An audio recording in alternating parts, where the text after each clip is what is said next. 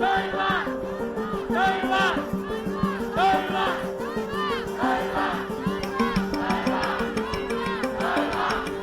為我哋已經冇晒退路，我哋太多嘅妥協啦，所以更加要俾佢哋睇到香港人嘅決心。The people of Hong Kong are out in the streets. 呢個遊行對香港嘅未來可以話係歷史性嘅一刻咯，係香港。Hundreds of thousands are demonstrating against a deeply unpopular bill. 呢個會影響全香港嘅市民。因為呢條條例對香港嘅傷害係非常之大嘅。But this is about a whole lot more than a bill. It's about the status of Hong Kong and the power China has over it. It's a fight to preserve the freedoms people have here, and it all started with a murder.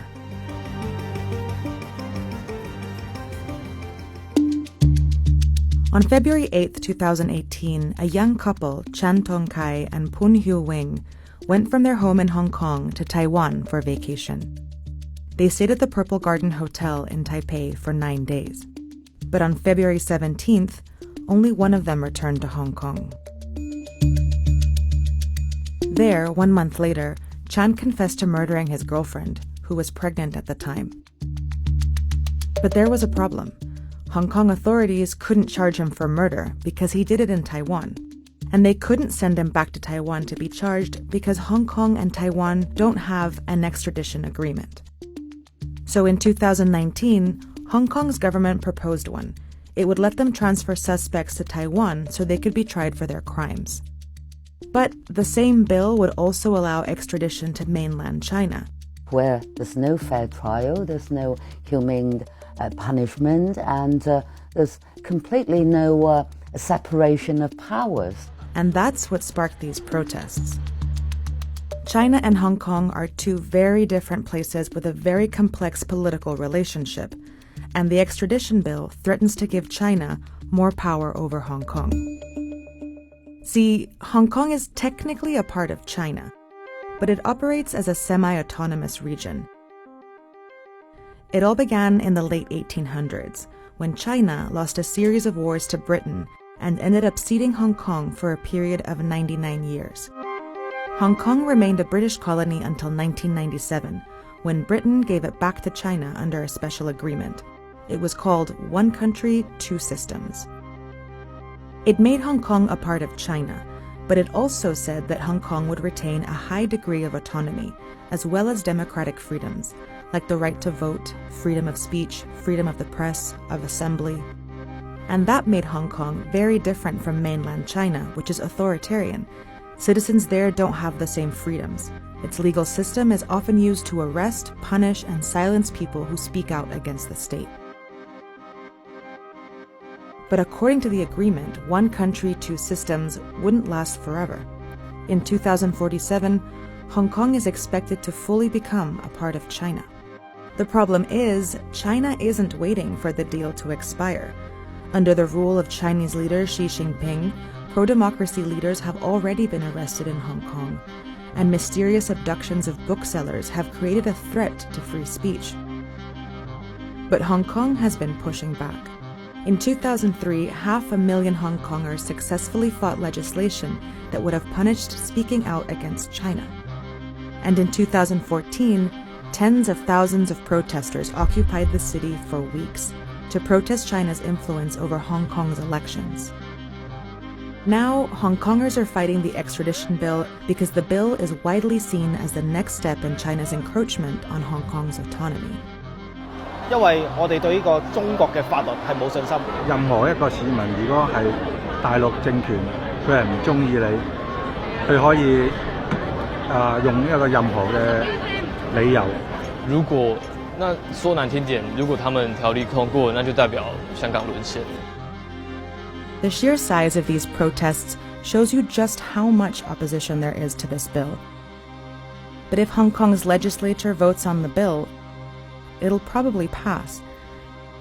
And that's because of the unique nature of Hong Kong's democracy. For starters, Hong Kong's people don't vote for their leader. The chief executive is selected by a small committee and approved by China. And even though they're the head of the government, they don't make the laws. That happens here.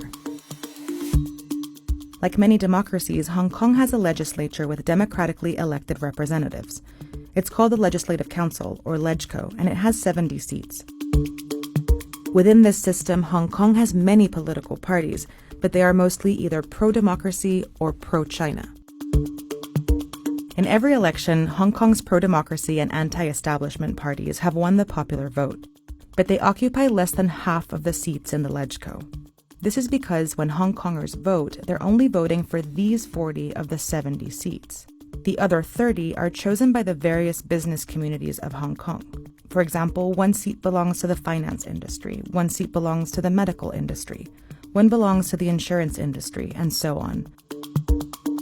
Many of these 30 seats are voted on by corporations, and because big business has an incentive to be friendly with China, those seats are dominated by pro-China political parties. When Hong Kong was handed over to China in 1997, Hong Kong and China made an agreement that eventually all members of the council would be elected by the people. But that never happened, and ever since the handoff, pro-China parties have controlled the LegCo, despite having never won more than 50% of the popular vote. The way it's structured, they want to make sure that the executive branch can have easy control over it, and that would serve Beijing very well indeed. Within this unique structure, the extradition bill has created new tensions and fueled anger among pro-democracy politicians, and it's driven hundreds of thousands of Hong Kongers into the streets. 其实民主的基础本来就是建立在人民上，所以大家都走出来，那你还能不重视这个事件吗？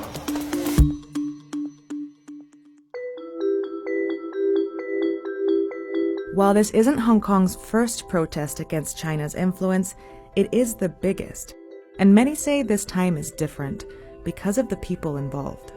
Professionals like lawyers and politicians are participating. Our legal sector staged the biggest ever protest parade. But it's young people who are at the forefront, since they have the most to lose.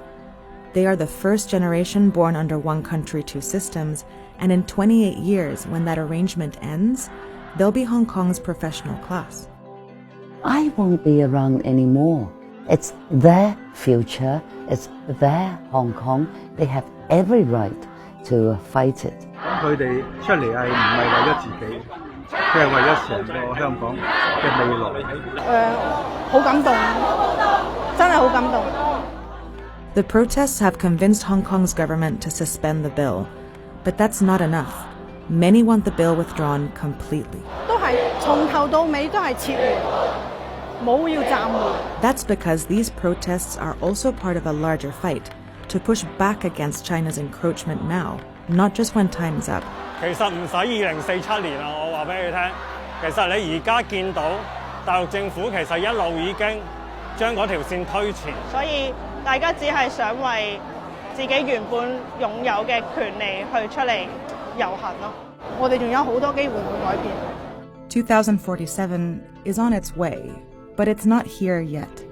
And until then, Hong Kongers still have a voice. History will tell whether we succeed, but even if we failed, history would say they did put up a fight and they didn't just take things lying down, and that's what we're trying to do too.